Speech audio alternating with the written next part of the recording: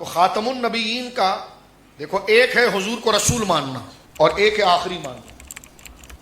حضور سید عالم کو علیہ السلام، جیسے قادیانی محمد رسول اللہ پڑھتا ہے کہ لا الہ الا اللہ محمد رسول اللہ صلی اللہ علیہ وسلم، تو حضور کو صرف محمد الرسول اللہ کہنا ہی ضروری نہیں، بلکہ اس محمد الرسول اللہ کہنے کے ساتھ جب تک آخری النبی نہیں کہے گا، یقین کرے گا، تو وہ محمد رسول اللہ کہنا مکمل نہیں ہوگا، بلکہ عام محاورے میں کوئی کام نہیں آئے گا۔ کہیں گے یہ کیسی بات کر رہے ہیں؟ میں نے کہا چلو، ایک بندہ کہتا میں خدا کو مانتا ہوں، واہ واہ، لیکن ایک نہیں مانتا، معاذ اللہ علیہ اعظم۔ توجہ ہے، دماغ حاضر ہے؟ ایک بندہ یہ کہے میں خدا کو مانتا ہوں لیکن ایک نہیں مانتا، وہ مسلمان ہے؟ وہ بھائی خدا کو مان رہا ہے، ارے بھائی خدا بولنے سے تھوڑی کوئی مومن ہوگا، جب تک اس کی یکتائی نہیں مانے گا، تو رسول اللہ کو رسول کہنے سے تھوڑی مومن ہوگا جب تک وہ حضور کو آخری نہیں مانے گا۔ تو میں سمجھتا ہوں کہ یہ باتیں قرآن کے درس کے حوالے سے ہم تمام کے لیے انتہائی ضروری ہے، اس لیے میں نے موجودہ حالات کے اعتبار سے دو چار باتیں آپ کے سامنے کی جو ایک قرآن کے طالب علم کو کرنی چاہیے۔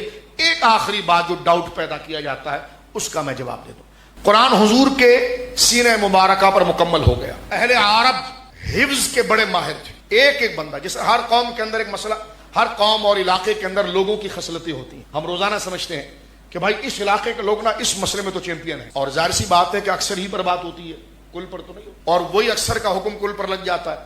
بھائی یہ جو اس گاؤں کے رہنے والے نا ان میں یہ خاصیت ہے، بھائی اس ملک کے رہنے، ایسا ہے کہ نہیں؟ تو علاقے کی فضا، برادری، بات سمجھ رہے میری آپ؟ میں بات سادے پیرائے میں روزمرہ بولی میں آپ سے بات کر رہا ہوں۔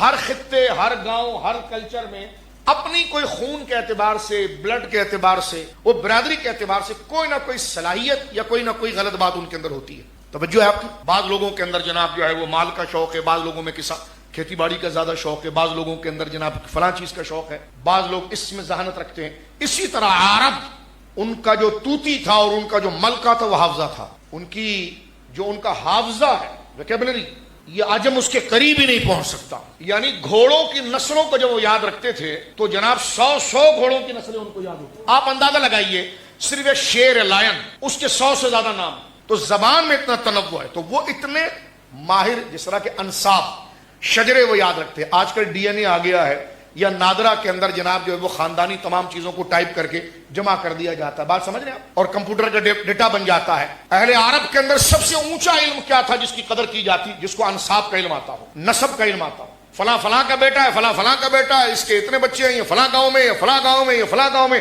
پورا شجرا، انسیسٹر اور فیملی ٹری، اور یہ اوپر تک چلا جائے، اور یہ انتہائی دقیق علم ہے۔ یہ تو ایک بندے کے بارے میں آپ جان رہے ہیں، وہ تو 100 بندے کے بارے میں تو بے خلط ملط نہ ہو جائے۔ ان کا حافظہ اتنا تھا کہ میرے دوستوں لکھی ہوئی اس پتھر کی لکیر مٹ سکتی تھی، ان کے دماغ سے یہ بات نہیں جا سکتی۔ قرآن اس قوم پر آ رہا۔